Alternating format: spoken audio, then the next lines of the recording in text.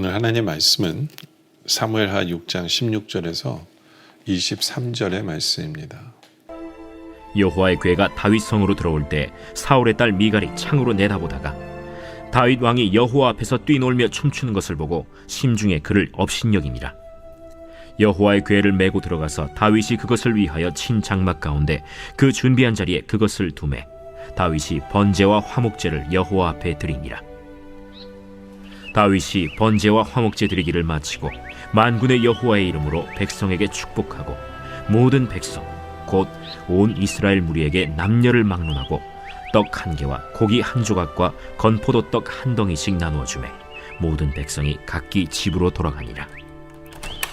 다윗이 자기의 가족에게 축복하러 돌아오매 사울의 딸 미갈이 나와서 다윗을 맞으며 이르되, 이스라엘 왕이 오늘 어떻게 영화로우신지 방탕한 자가 염치 없이 자기의 몸을 드러내는 것처럼 오늘 그의 신복의 계집종의 눈앞에서 몸을 드러내셨도다. 이는 여호와 앞에서 한 것이니라. 그가 내 아버지와 그의 온 집을 버리시고 나를 택하사 나를 여호와의 백성 이스라엘의 주권자로 삼으셨으니 내가 여호와 앞에서 뛰놀리라. 내가 이보다 더 낮아져서 스스로 천하게 보일지라도 내가 말한 바 계집종에게는 내가 높임을 받으리라 한지라. 그러므로 사울의 딸 미갈이 죽는 날까지 그에게 자식이 없음이라. 오늘 말씀은 하나님의 언약궤가 이제 다윗성 예루살렘에 들어오는 그런 장면의 모습을 우리에게 보여줍니다. 하나님의 언약궤는 하나님의 임재를 상징합니다. 하나님의 임재를 사모하는 사람의 삶의 모습을 우리가 볼 수 있는데요. 16절에 보니까 여호와의 궤가 다윗성으로 들어올 때 사울의 딸 미갈이 창으로 내다보다가 다윗 왕이 여호와 앞에서 뛰놀며 춤추는 것을 보고 심중에 그를 업신여기니라. 다윗은 하나님의 임재를 사모하는 사람이었어요. 그리고 하나님의 임재를 사모하는 사람이다 보니까 하나님의 임재를 상징하는 언약궤가 들어왔을 때 다윗은 너무 기뻤어요. 기뻐서 춤을 출 정도로 기뻤어요. 그러나 하나님의 임재에 관심이 없는 사람은 오히려 사람을 업신여기죠. 그렇게 하는 행동을 보면서 미쳤구나. 그 기쁨을 이해하지 못해요. 우리들에게 우리 스스로가 이런 질문을 해봐야 돼요. 나는 하나님의 임재를 사모하고 있는지, 그리고 하나님의 임재가 체험되어질 때는 언제인지, 그리고 하나님의 임재가 체험되어질 때 그 기쁨을 우리는 경험해 봤는지, 얼마나 기쁜 건지, 얼마나 감사한 건지. 다윗은 하나님의 법궤가 들어왔을 때 너무너무 기뻐한 것으로 끝나는 것이 아니라 다윗은 17절에 하나님의 궤를 메고 들어가서 다윗이 그것을 위하여 친 장막 가운데 그 준비한 자리에 그것을 두매 다윗이 번제와 화목제를 여호와 앞에 드리니라. 그렇죠? 다윗은 예배하는 자의 모습을 보여요. 하나님의 임재 앞에서 가장 먼저 나온 행동이 기쁨과 즐거움이었는데, 그러면서 당연히 따라오는 것은 뭐냐 하면 제사하는 거예요. 하나님 앞에 번제와 화목제를 드렸다라는 거죠. 번제는 무엇을 상징하는가 하면 하나님 앞에 내가 헌신할 것을 약속하는 시간이에요. 번제를 드릴 때는 모든 부분을 각을 뜨거든요. 머리, 손, 발, 각을 떠서 하나님 앞에 태워드리는 거예요. 각을 들 때 하나님 내가 손을 드립니다. 내가 머리를 드리고 내 마음을 드리고 내 발을 드립니다. 이렇게 결단을 하면서 하나님 앞에 헌신을 하면서 하나님 앞에 예배하는 거거든요. 그리고 화목제를 드려요. 화목제는 하나님과 나 사이의 화목을 위해서. 그리고 형제와 나 사이의 화목을 위해서 드리는 것이 화목제예요. 그래서 화목제는 감사제가 있고 자원제가 있고 이런 것들이 있어요. 근데 이 모든 것은 하나님께 감사하고 이웃과 이웃에게 감사하고 그것도 자원해서 하는 이런 모든 것들이 화목제거든요. 중요한 것은 이러한 것을 통해서 예배하는 삶을 살았다. 하나님 임재 앞에서. 18절에 다윗이 번제와 화목제를 드리기 마치고 만군의 여호와 이름으로 백성에게 축복합니다. 하나님의 임재를 사모하고 하나님의 임재를 체험하는 이 다윗에 나온 행동은 뭐냐면 사람들을 축복하는 거예요. 축복하는 거예요. 예.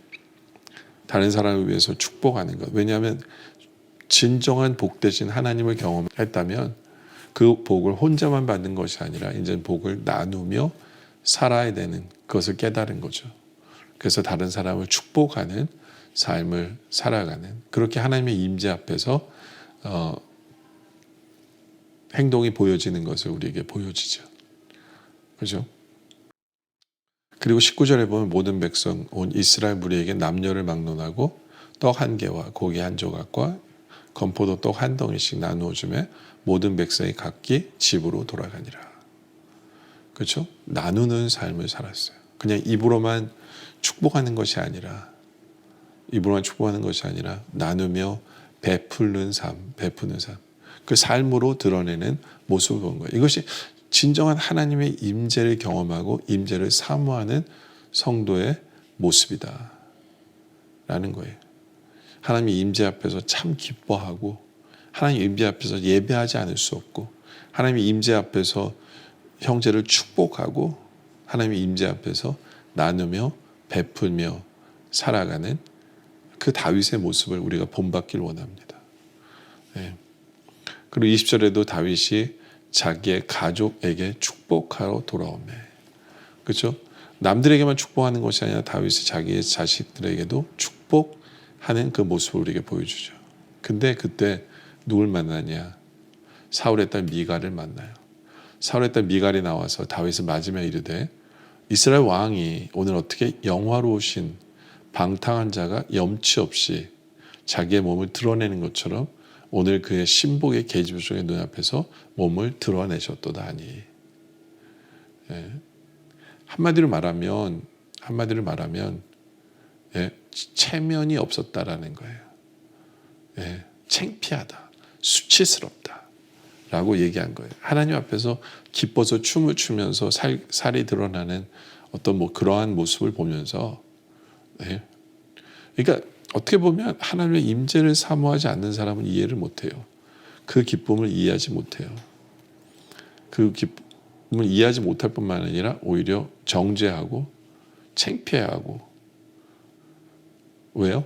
다른 사람의 시선을 더 중요시 여기는 거예요. 다른 사람의. 우리는 이것을 뭐라 부르냐면 외식적인 신앙이다 라는 거예요. 외식적인 신앙이다. 내 중심으로 하나님을 사랑하는 것은 아니라 다른 사람이 나를 보면 어떻게 생각할까를 생각하는 신앙이 바로 외식적 신앙이거든요. 예. 그래서 남의 눈에 볼 때 하나님이 보시기에 어떤 게 아니라, 그리고 나의 마음의 중심이 어떠한가를 바라보는 것이 아니라 다른 사람이 나를 볼 때 어떻게 생각할까. 다른 사람이 나를 볼 때 시선을 너무 생각하다 보니까 내 감정 표현도 못하고 기뻐하지도 못하고 하나님 앞에 진심으로 감사하지도 못하는 그러한 안타까운 모습을 보이는 그 미갈의 모습을 보게 되죠. 그래서 21절에 다윗이 미갈에게 이르되 이는 여호와 앞에서 한 것이니라. 그래서 다윗이 얘기해요. 나는 하나님 앞에 한 거다. 사람에게 보이려고 한 게 아니다. 예. 그가 내 아버지와 그의 온 집을 버리시고 나를 택하사 나를 여호와의 백성 이스라엘의 주권자로 삼으셨으니 내가 여호와 앞에서 뛰놀리라. 한마디로 말하면 다윗은 어린아이 같은 심정으로 하나님을 너무 기뻐한 거예요. 그리고 난 계속해서 그러겠다. 왜냐하면 하나님의 은혜가 너무 크기 때문에 하나님의 임재 앞에서 내가 어떻게 가만히 있을 수 있겠느냐 라고 다윗은 이야기를 하죠. 아마 다윗도 약간 화가 난 것 같아요. 그러니까 미갈의 집안에 대한 얘기를 하죠. 내 아버지와 그의 집을 버리시고 사울의 집을 버리셨지만 하나님이 우리의 집을 택하셔서 이러셨는데 내가 어떻게 가만히 있겠느냐. 정말 어린아이 같은 심정으로 좋아할 때 좋아하고 기뻐할 때 기뻐하고 슬퍼할 때 슬퍼하는 그 다윗의 신앙의 모습 우리가 본받을 필요가 있겠죠. 그렇죠? 그러면서 22절에 내가 이보다 더 낮아져서 스스로 천하게 보일지라도 내가 말한 바 계집종에 내가 높임을 받으리라 한지라. 사람들이 나를 천하게 볼 수 있고 어제 저러지라고 할 수도 있어요. 근데 결국에는 높여주시는 분은 하나님이에요. 높여주시는 분은 하나님이다. 그렇죠? 하나님 높여주세요. 그래서 이 일로 인해서 어떻게 돼요? 23절에 그러므로 사울의 딸 미갈이 죽는 날까지 그에게 자식이 없느니라. 참 어떻게 보면 저주받은 삶을 산 거죠. 그 당시에 우리로 말하면 열매 없는 삶을 산 거예요. 열매 없는 삶. 여러분들 하나님의 임재 앞에서 즐거워하지 않고 기뻐하지 않으면 열매를 맺을 수가 없어요. 하나님의 임재를 사모하는 우리들이 되기를 원해요. 하나님의 임재를 사모하고 그래서 하나님 임재 앞에서 예배할 수밖에 없고 축복할 수밖에 없고 나누며 살 수밖에 없는 바로 그러한 하나님의 임재 앞에서 즐거워하는 그리고 하나님의 임재를 정말 드러내는 나누며 축복과 기쁨과 예배를 통해서 드러내는 바로 그런 삶을 살아가는 우리 모두가 되어지시길 주님의 이름으로 축원합니다. 기도드리겠습니다. 아버지 하나님, 다윗이 하나님의 임재 앞에서 기뻐했던 것처럼 우리도 이 기쁨을 누리게 하여 주시옵소서. 하나님의 임재가 체험되게 하시고 하나님의 임재 앞에서 예배하지 않을 수 없는 우리들, 그리고 축복하는 우리들, 그리고 나누며 베풀며 살아가는 우리들, 바로 그러한 하나님의 임재를 체험한 삶을 살아가는 우리들 되게 하여 주시옵소서. 그래야 우리의 삶이 열매 맺는 삶을 살아가는 우리들 되게 하여 주시옵소서.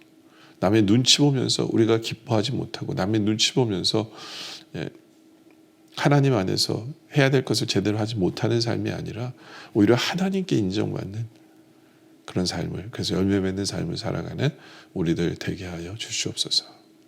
오늘 말씀에 감사드리며 계속된 기도 속에 함께 하시길 바라며 예수님의 이름으로 간절히 기도드립니다.